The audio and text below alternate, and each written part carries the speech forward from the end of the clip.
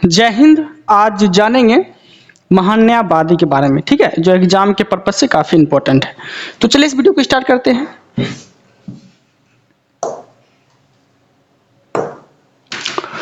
महान्यायवादी, ठीक है। महान्यायवादी की जो चर्चा है वो किस आर्टिकल के अंतर्गत आते हैं? तो आते हैं 76 आर्टिकल के अंतर्गत ये महान्यायवादी के बारे में बोला गया है। आप समझते हैं ध्यान से कि महान्यायवादी का क्या क्या काम है, ठीक है। क्या काम है तो देखिए, इसकी चर्चा आर्टिकल 76 में है। और ये जो होता है महान्यायवादी, ये केंद्र सरकार का प्रथम विधि अधिकारी होता है। विधि मतलब क्या? कानून, ठीक है, कानूनी अधिकारी होता है और ये कानूनी सलाह भी देता है।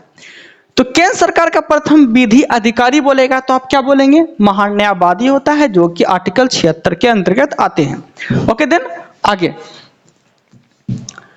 केंद्र सरकार का प्रथम विधि अधिकारी होता है। ओके, देन और ये क्या करता है? तो ये कानूनी सलाह देता है, ठीक है, कानूनी सलाह देता है। और केंद्र सरकार की तरफ से जो कानून मतलब कि वकील का काम करता है, तो ये महान्यायवादी ही काम करता है। केंद्र सरकार का केस उस लड़ना किसका काम है? तो यही महान्यायवादी का काम है।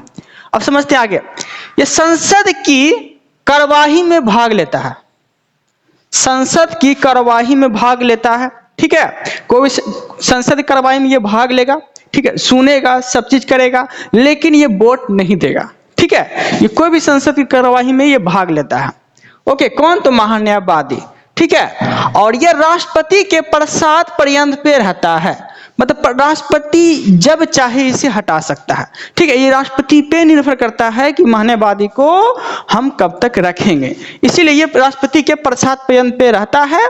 और क्या बोले थे कि संसद की सभी कार्यवाही में भाग लेता है, किंतु मतदान ये नहीं करता है और राष्ट्रपति के प्रसाद पर्यंत पे रहता है। और महान्यायवादी जो है, महान्यायवादी बनने की जो योग्यता होती है वो वही योग्यता के बराबर होता है जो सर्वोच्च न्यायालय का होता है, ठीक है। जो सर्वोच्च न्यायालय का योग्यता होगा वही योग्यता महान्यायवादी का भी होता है, ठीक है। देखिए यहाँ पे लिखा गया है महान्यायवादी बनने की योग्यता वही है जो सर्वोच्च न्यायालय के न्यायाधीश बनने की योग्यता है।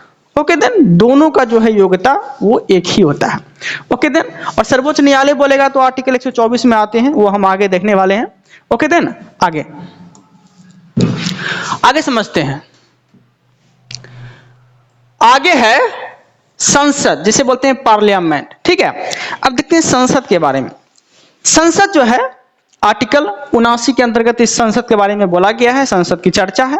ओके, देन और संसद की जननी अगर बोलेगा तो किसे बोलते हैं? हम बोलते हैं ब्रिटेन को।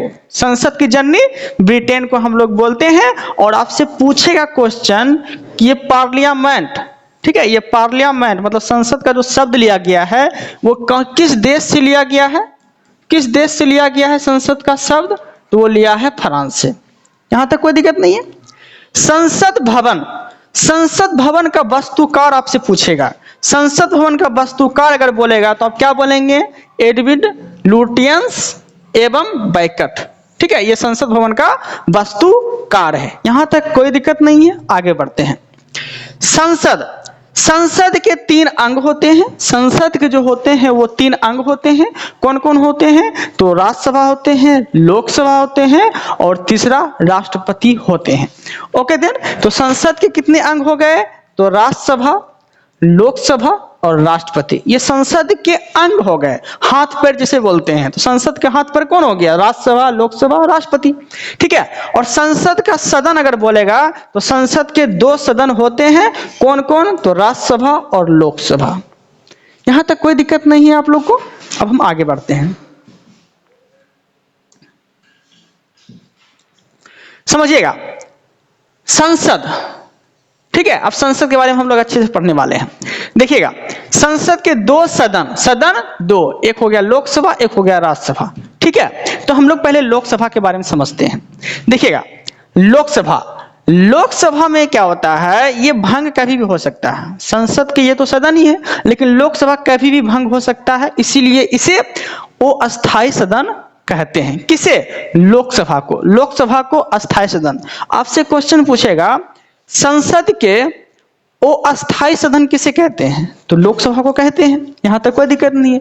जो आर्टिकल कितने में आते हैं? तो आर्टिकल 81 में आते हैं, और राज्यसभा बोलेगा तो आर्टिकल 80 में आते हैं। ठीक है, यहां तक कोई दिक्कत नहीं है। अब बढ़ते हैं आगे। ठीक है, तो संसद का वो अस्थाई सदन लोकसभा हो गया। इसे निम्न सदन भी बोला जाता है। और संसद के जो निम्न सदन है लोकसभा, ये बनने के लिए 25 वर्ष की आयु होना चाहिए। ठीक है, और इसे युवाओं का सदन कहा जाता है। इसलिए युवाओं का सदन कहा जाता है क्योंकि 25 वर्ष आयु रहता है और ये कभी भी भंग हो सकता है। ओके देना। और अधिकतम जो इसमें सीट होती है लोकसभा में, अधिकतम 50 है। अधिकतम सीटों की संख्या अगर पूछेगा आपसे तो अधिकतम सीटों की संख्या 50 है। और वर्तमान सीट कितना है लोकसभा में? तो वर्तमान सीट 545 है। यहां तक कोई दिक्कत नहीं है आप लोग को। अब हम राज्यसभा के बारे में पढ़ते हैं। राज्यसभा की चर्चा किस आर्टिकल में है? तो आर्टिकल 80 में आते हैं। और ये भंग नहीं होता है। ये जो है ये भंग नहीं होता है, इसलिए इसे अस्थाई सदन कहते हैं और उच्च सदन कहते हैं। ठीक है, संसद का उच्च सदन बोलेगा तो क्या बोलेंगे? राज्यसभा। संसद का निम्न सदन बोलेगा तो लोकसभा। संसद का अस्थाई सदन बोलेगा तो अस्थाई सदन राज्यसभा। किस आर्टिकल के तहत? तो 80 आर्टिकल के तहत राज्यसभा की चर्चा है। Okay then. आयु, राज्यसभा के सदस्य बनने के लिए आयु कितनी होनी चाहिए? तो 30 वर्ष होनी चाहिए। इसे बूढ़ों का सदन कहा जाता है, अनुभवी सदन जिसे बोल सकते हैं। बूढ़ों का सदन राज्यसभा को बोला जाता है। इसमें अधिकतम सीट कितना है राज्यसभा में? तो 500 जो है 550 से अधिकतम सीट। अधिकतम कितना? तो 550, सॉरी 250। ठीक है, अधिकतम बोलेगा तो 250। ओके। और वर्तमान में राज्यसभा में सीट कितना है? तो 245 है। और मनोनीत अगर बोलेगा राज्यसभा में 12 सदस्य को मनोनीत करने का अधिकार किसके पास है? तो अधिकार जो है वो अधिकार राष्ट्रपति के पास है। ठीक है, वो अधिकार किसके पास है? राज्यसभा में सदस्य को मनोनीत करने का अधिकार, 12 सदस्य को मनोनीत करने का अधिकार जो है वो राष्ट्रपति के पास है। ठीक है, यहां तक कोई दिक्कत नहीं है। अब आगे बढ़ते हैं।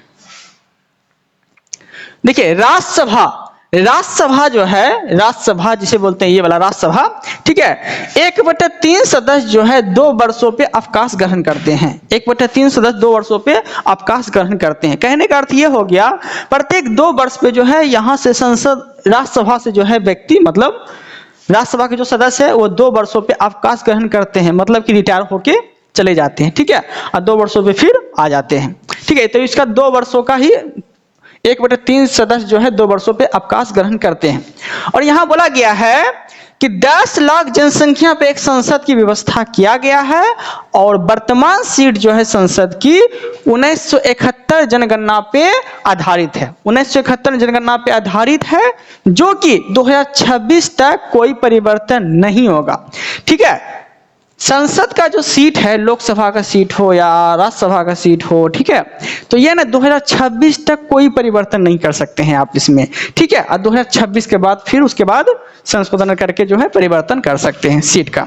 ठीक है, उम्मीद है कि आप लोग को यहाँ तक कोई प्रॉब्लम नहीं हुआ होगा। आगे इतना ही था। ओके देन, मिलते हैं हम लोग अगले वीडियो में। अगर आप लोग को मेरा कंसेप्ट पढ़ाया हुआ पसंद आ रहा है तो चैनल को सब्सक्राइब कर लीजिएगा। Okay then.